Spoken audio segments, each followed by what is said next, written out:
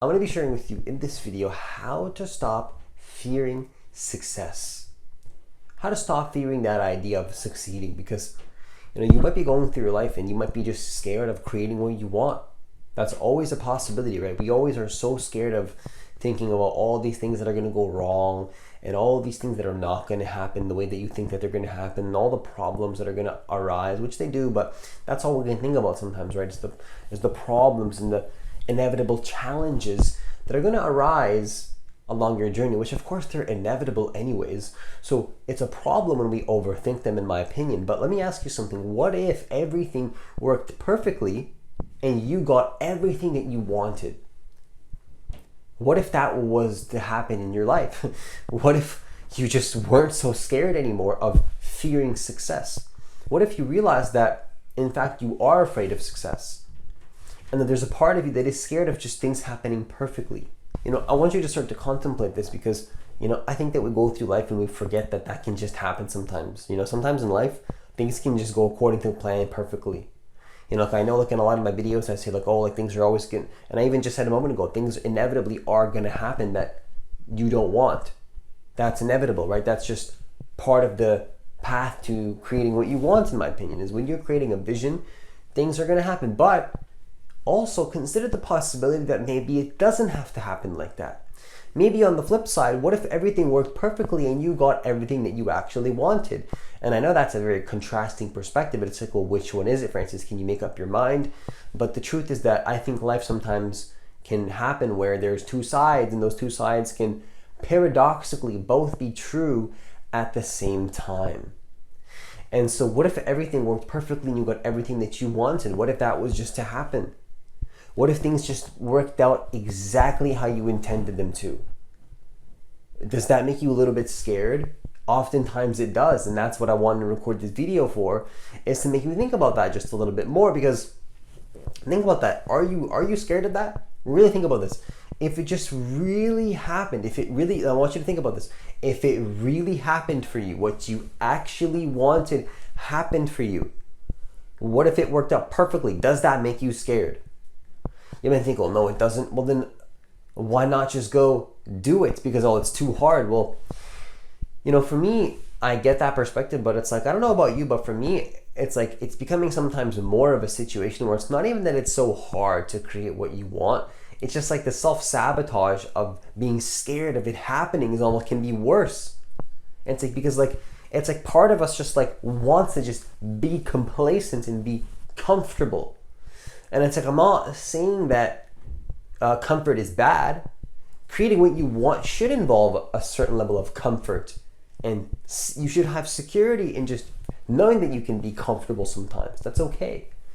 What I'm saying is that too much comfortability, too much complacency, too much of not doing and not action taking can lead to a feeling of stagnation and stress, ironically so. And I would actually say not ironically so, to be honest.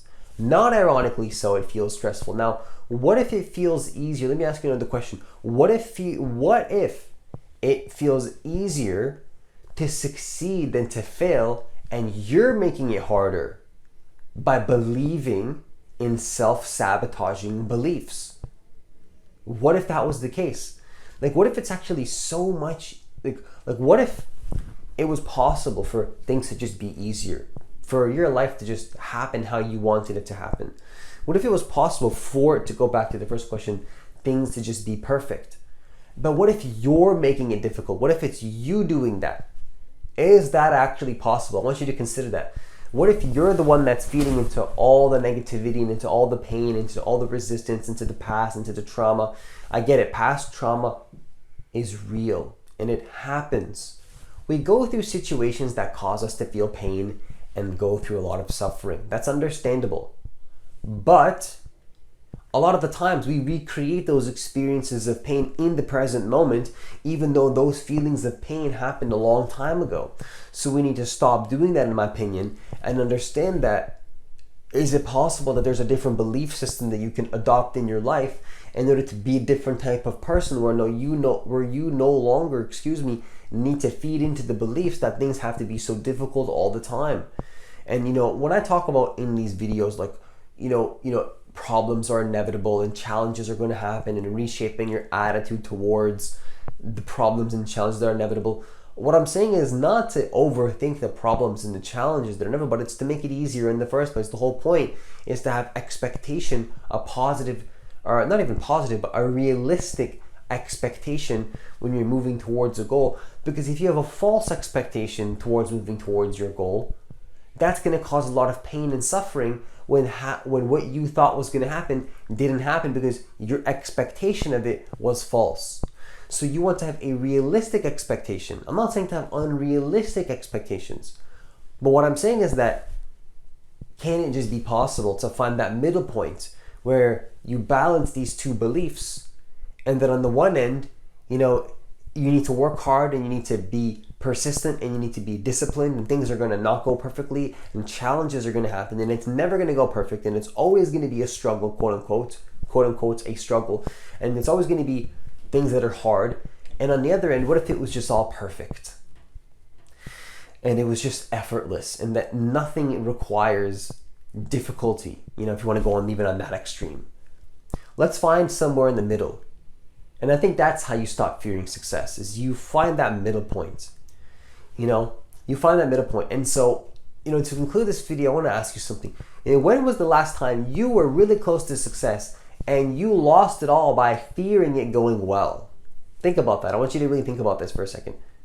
Was there a time in your life where you were about to create what you wanted? You really felt it. You knew it. You had a lot of results. You needed just to do a little bit more of maintenance of what you were already doing just to get more of what you wanted and to hit that goal, or whatever that goal is to you.